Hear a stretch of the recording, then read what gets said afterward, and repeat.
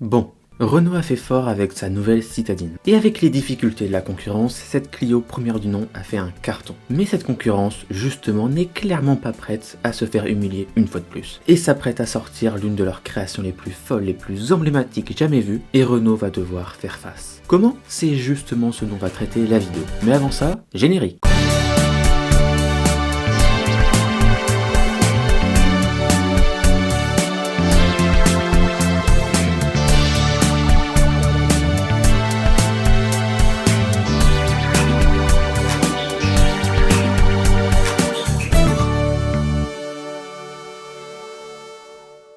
Bonjour à tous, aujourd'hui on va voir l'histoire de la Clio 2, une histoire justement loin d'être aussi paisible que celle de sa grande sœur. Si ça vous intéresse, n'hésitez pas à mettre un like, un commentaire, à vous abonner, et n'oubliez pas en ce moment une vidéo toutes les semaines pour aborder la grande histoire de la Clio. Et si vous êtes prêts, tout de suite, un blob sur roue.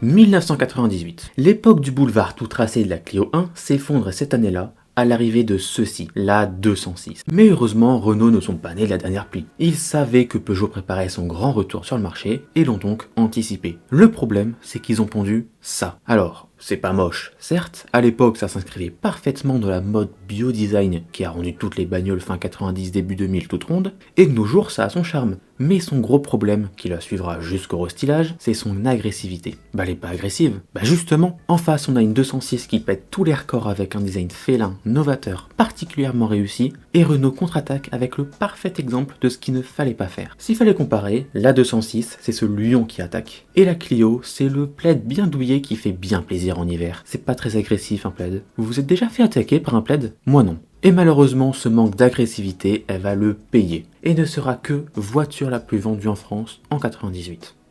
Et 99. Et 2000.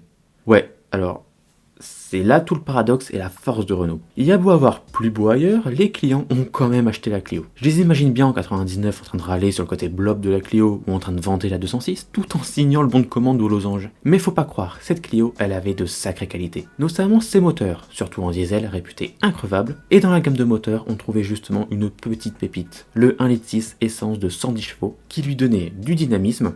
On parle pas de sportivité quand même, n'exagérons pas, et en l'associant à la finition haut de gamme initiale, nous avions là peut-être l'une des citadines les plus désirables de l'époque. Amusante, agréable, confortable, bien équipée, le rêve d'un jeune cadre dynamique du début des années 2000. Bon, ça, et une M5. Mais la Clio, elle, est abordable. Mais la stratégie de la ressemblance avec un blob et de l'évocation d'un plaid bien chaud ne durera que 3 ans. Car dès 2001, la Clio 2 est revue, et pas qu'un peu. À l'avant, qu'est-ce qui change ? Tout, absolument tout change. Les feux, le pare-choc, le capot, les ailes, c'est ce genre de restylage qui pourrait te faire croire que t'as une nouvelle génération en face de toi. Mais non, c'est toujours cette bonne vieille Clio qui a désormais toute la beauté et l'agressivité nécessaires à son ambition. À l'arrière, ça progresse aussi même si les changements sont plus timides. Et même la planche de bord est totalement revue. Et ce n'est pas le seul restylage que connaîtra la Clio 2. Non, car elle en connaîtra 5. Oui, 5. La phase 3 arrivera en 2004, n'apportant que quelques maigres changements. De toute façon, bon, la Clio 2 était sur la fin. En fait, non. En 2006 arrive le troisième restylage, visible par ses pare-chocs redessinés, et la simplification de sa gamme, c'est la Clio Campus. La Clio entrée de gamme placée en dessous de la Clio 3, de la même manière que la 206+. Et même cette Clio Campus sera restylée en 2009, même si bon, tu peux la restyler autant que tu veux, cette Clio, ça reste une Clio 2, elle restera dépassée. Cette Clio Campus restera jusque 2012, où elle lâchera enfin l'affaire après 14 ans de carrière. Une belle prouesse. Elle n'a pas vraiment lâché, parce qu'elle continuera sa carrière jusque 2016 sous le nom Clio Mio en Amérique du Sud, ou Clio Campus au Maghreb, où elle a été restylée comme une Clio 4. Ouais, une Clio 4. Alors oui, c'est bien beau, je vous parle d'une Clio 2 déguisée en Clio 4, mais à le pied finalement il n'y aurait pas d'autres versions dont tu nous as pas parlé? Eh bien si, il y a bien une version dont je vous ai pas parlé, la Clio Thalia. Cette Clio Thalia, c'est tout simplement une Clio à laquelle on a ajouté une malle arrière pour les marchés qui sont particulièrement friands de ces petites voitures tricorps. Alors bon, le résultat est pas des plus sexy, mais... non, c'est tout. C'est juste pas des plus sexy. Mais bon, je le sais bien, vous voulez que je parle de la Clio RS. Parce que oui, existent les Williams, 16S, RSI, etc. Les sportifs chez Renault ont désormais un nom, RS. pour Renault Sport. Et justement, la première Renault RS de grande série, c'est cette Clio 2 RS. Sortie en 2000, cette Clio ne fait pas les choses à moitié. Au-delà du physique revu, notamment ce pare-choc digne des meilleurs aimantales, non, sérieux, pourquoi ils en font autant de trous? Non, parce que là j'en compte 1, 2, 3, 4, 5, 6, 7, 8, 9, 10, 11, 12, 13, 14, 15, 16, 17, 18, 19, 20, 21, 22, 22 trous. Mais au-delà de son pare-choc, c'est surtout son nombre de poneys qui fait réagir, lui aussi drôlement élevé, 172 chevaux. Son éternel rival à cette époque n'en propose pas plus de 138. Et c'est comme ça que Renault mettra une tempête à son rival socialien en s'imposant comme la référence de la petite sportive par excellence. Mais évidemment, ce sera de courte durée. Car en 2003, qui est-ce qu'on voit arriver en partenariat avec Lotus, décidé à succéder dignement à sa grande sœur? Et oui, la 206 RC est de la partie et elle fait 5 chevaux de plus que la Clio. Alors Renault, qui a entre-temps restylé sa Clio RS apportant encore plus de trous dans le pare-choc avant, ne pouvait pas se laisser faire et ressort une Clio 2 RS revue à l'occasion du restylage de 2004. Et elle fait combien de chevaux? 182. 10 de plus que l'ancienne et 5 de plus que la 206 RC, juste pour dire qu'on reste devant. Et si vous voulez une Clio RS encore plus rare et encore plus aboutie, optez pour la très rare Trophy, apportant de nouveaux amortisseurs et des jantes allégées. Cette Clio de RS, surtout en 182 chevaux, est particulièrement aboutie. On n'aurait pas pu espérer mieux. Parce qu'à ce stade-là, bon, pour avoir plus, faudrait passer quoi sur un V6 au moins? Puis un V6 dans une Clio, enfin ça peut pas rentrer quoi. Sauf si on élargit tout.